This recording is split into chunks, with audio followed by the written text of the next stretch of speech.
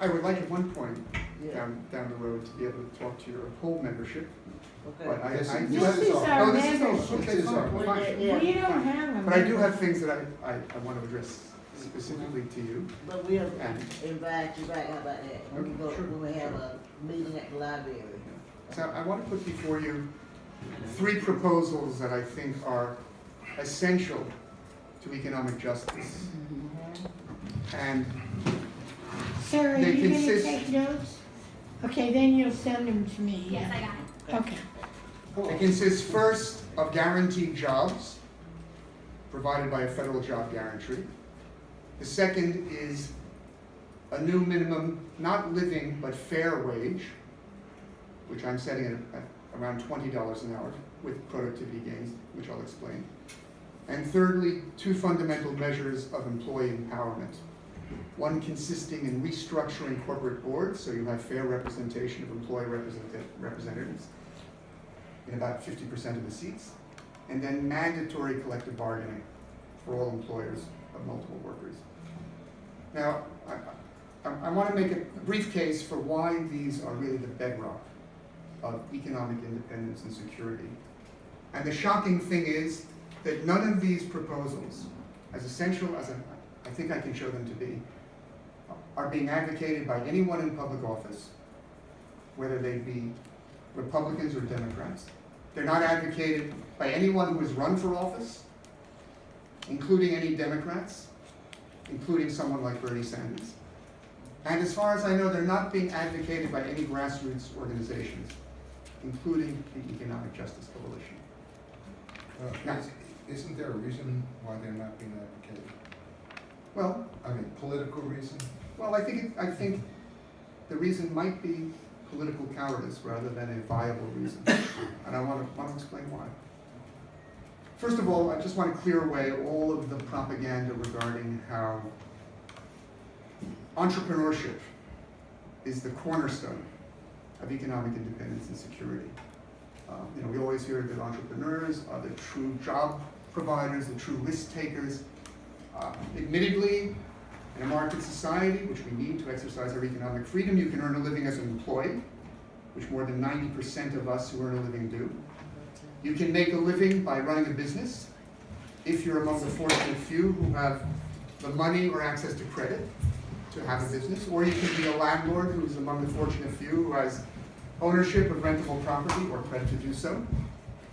In the case of a business person or someone who earns a living off rent, you are admittedly risk taker, but if you lose your business or your rentable property, you are back where all the rest of us are, having to rely upon what we all have, at least in a society that has gotten rid of slavery, namely we have ownership of our own bodies, we can offer ourselves for employment.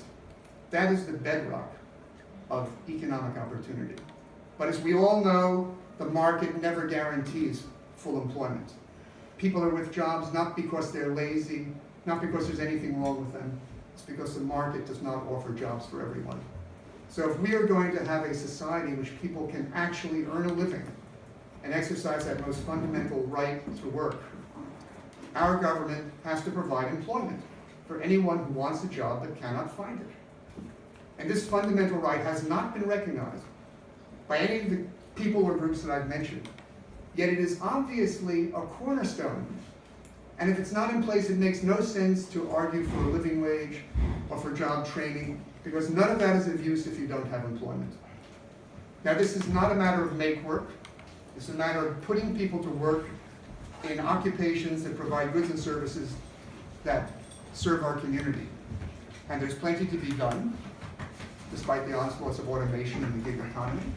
There's an infrastructure to be repaired, a new green infrastructure to be provided, broadband for all, refurbishing substandard housing, building affordable housing, providing services to people who need health care, who need schooling, and then also all the arts that are not accessible to the populace. And as you know, it's very possible to pull this off. It was done on a mass scale in 1935.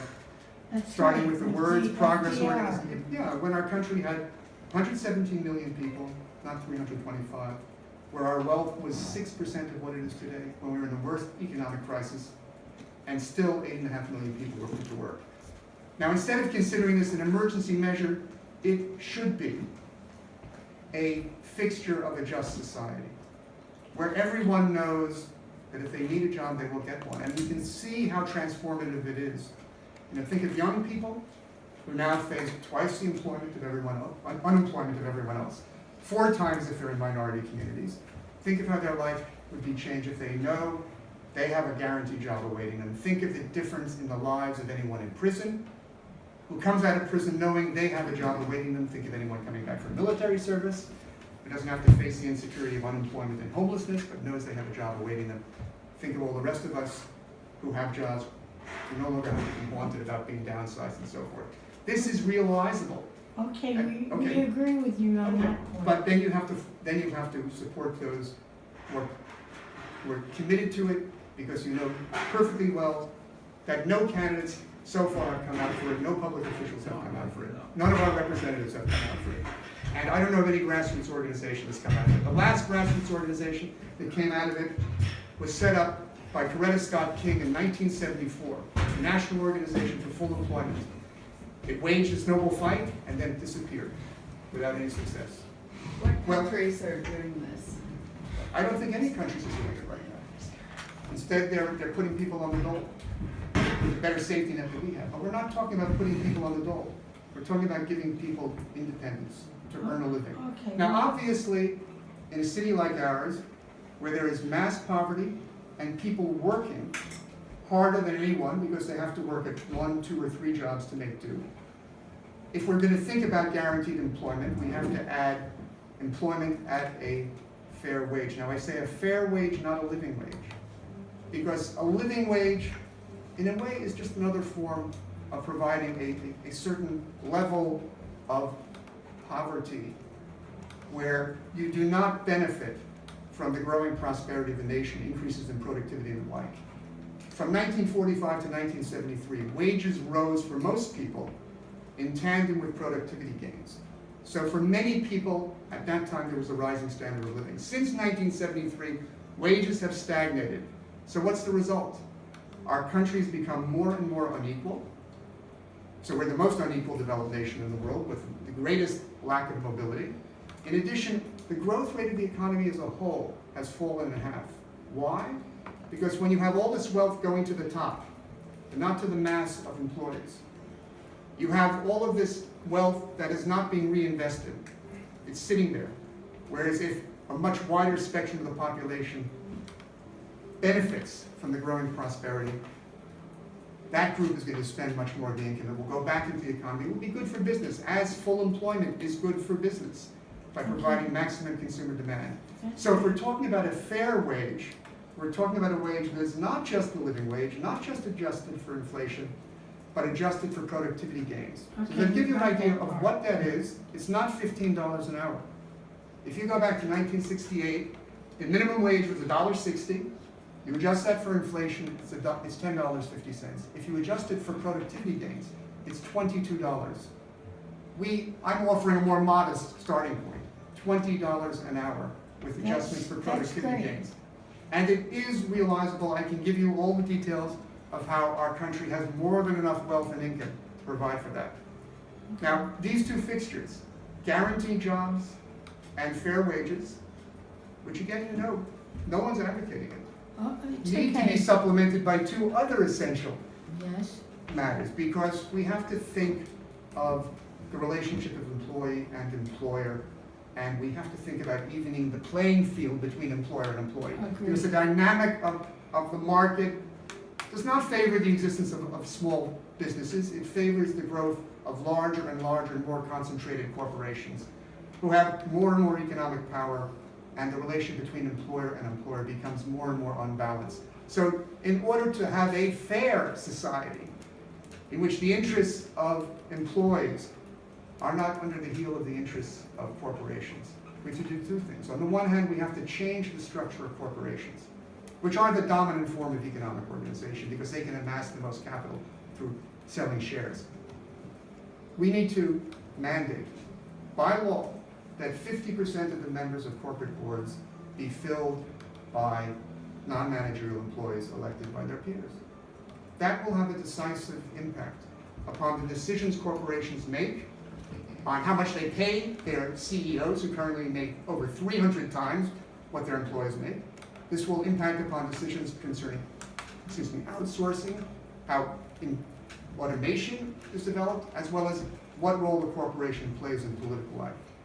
On the other hand, we have to deal with the fact that employees are more disempowered now than ever before in our lifetime. Union membership in the private sector is down to 6%, and it's not growing, despite all the efforts of unions to organize. The playing field for organization is simply not even. The growth of multinational corporations and the gig economy make it more and more difficult for employees to organize on their own. So if we want to give employees a fair share in being able to negotiate fairly about wages, work conditions, we have to mandate by law that every workplace with multiple workers must engage in collective bargaining with the elected representative employees. Excuse me, Richard, what are you running for? I'm planning to run for Congress in the 10th District. As a state employee, I am not allowed by law to officially declare until I go on unpaid leave, which I will in January. Okay, At that point, I will be without income, without benefits, but I will be running for Congress. Okay, all right. So I want to put forward these three measures, all of which have to do with the relation of employer and employee, as focal points of economic justice. There are other things I have to say, but I'm not going to go into them now. That's good. And I'm going to advance these as parts of a new social bill of rights that we need to commit ourselves to. That's great. Good Sure. ideas. So if you want any more information on the other programs I have, which are very different from every other candidate who's out there, take a look at my website, richarddeanwinfield.com, my YouTube channel, Richard Dean Winfield, that's D-I-E-N, my Facebook page, Richard Dean Winfield. And I hope you will think seriously about these proposals, because I think a group like yours should think not of a living wage of $15, but a fair wage, and should think about guaranteed jobs, a federal job guarantee, as ground zero of economic justice, and should think of employee empowerment. We have to ensure that all workplaces allow the employees to have a fair say in management of There'll their be a primary first. There's a primary on May 22nd. There's currently one person who was announced officially. There are likely to be others. There were two others who pulled themselves out. I will announce on January 2nd. Good, good. For the Democratic. For the Democratic, yeah. Against, Jody Heiss is the Republican incumbent. As far as I know, he has no Republican challengers as of now.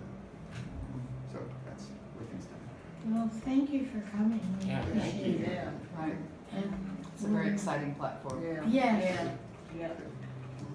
Excellent. And make just one comment.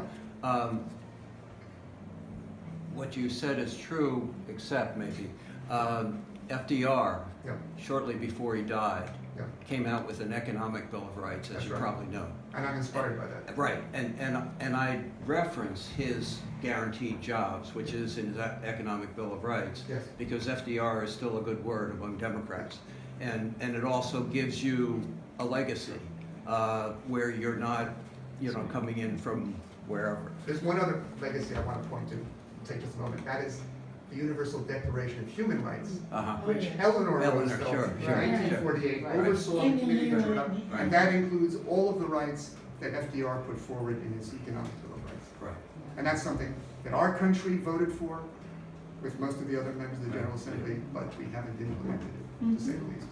And then there's the rights of the child, which our country and Somalia have not ratified, or every other country in the world has. Well, Well, we want to thank you for your time. We got a big agenda tonight, so we're gonna move right along. Our second guest, real quick, Okay. they would like to present something